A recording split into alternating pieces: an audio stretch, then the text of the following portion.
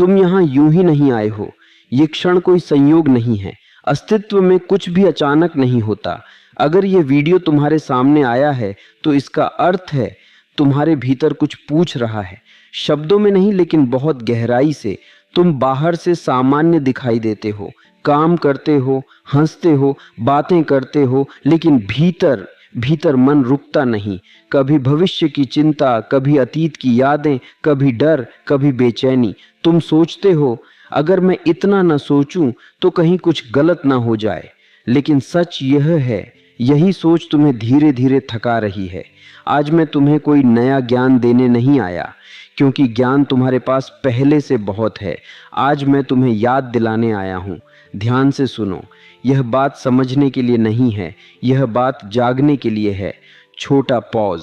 अगर आज तुम केवल सुनोगे नहीं बल्कि महसूस करोगे, तो संभव है कि पहली बार तुम अपने मन से थोड़ी दूरी देख पाओ। और वही दूरी मुक्ति की पहली सीढ़ी है।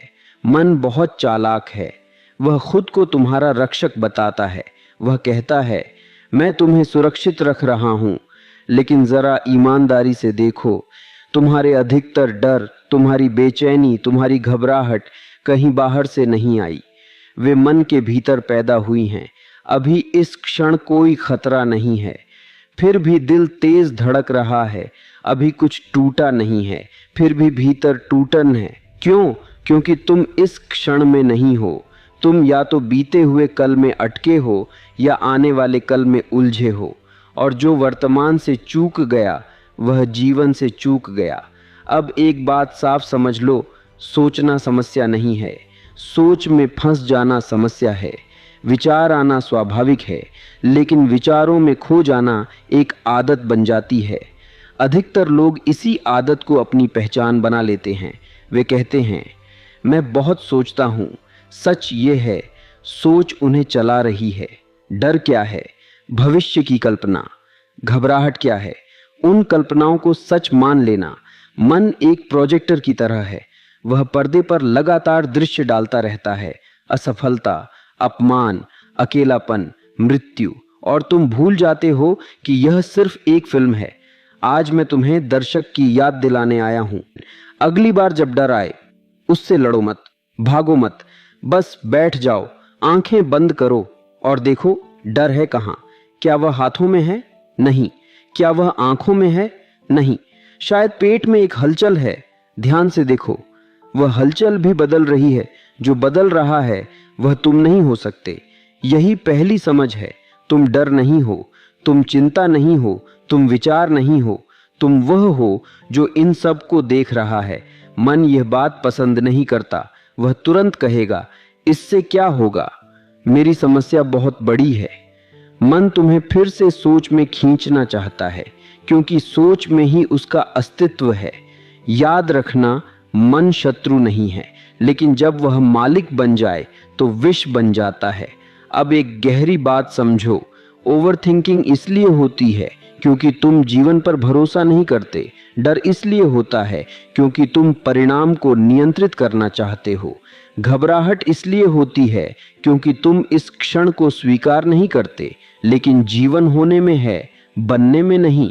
जिस क्षण तुम यह मान लेते हो जो है वही पर्याप्त है, मन ढीला पड़ने लगता है। समाधान सोच से नहीं आता, समाधान देखने से आता है। मन सौदेबाजी करेगा, नौकरी का क्या, रिश्ते का क्या, भविष्य का क्या, लेकिन जीवन सौदा नहीं करता। जीवन बस कहता है जियो। डर तुम्हारा व्यक्तिगत नहीं है, वह पीढ़ियों का बोझ है। समाज का डर, परिवार की अपेक्षाएं, संस्कारों की परछाइयां। मन समय के सहारे जीता है, या अतीत में या भविष्य में। वर्तमान उसके लिए खतरनाक है, क्योंकि वर्तमान में मन नहीं होता। जब तुम पूरी तरह इस क्षण में होते हो, सोच अपने आप रुक जाती है। कोई प्रयास नहीं, कोई संघर्ष नहीं। मन को रोका नहीं जा सकता, लेकिन उससे दूरी बनाई जा सकती है। बस देखो, विचार आए, नाम दो विचार। डर आए, नाम दो डर। बस इतना। घबराहट शरीर की ऊर्जा है, मन उसे कहानी देता है।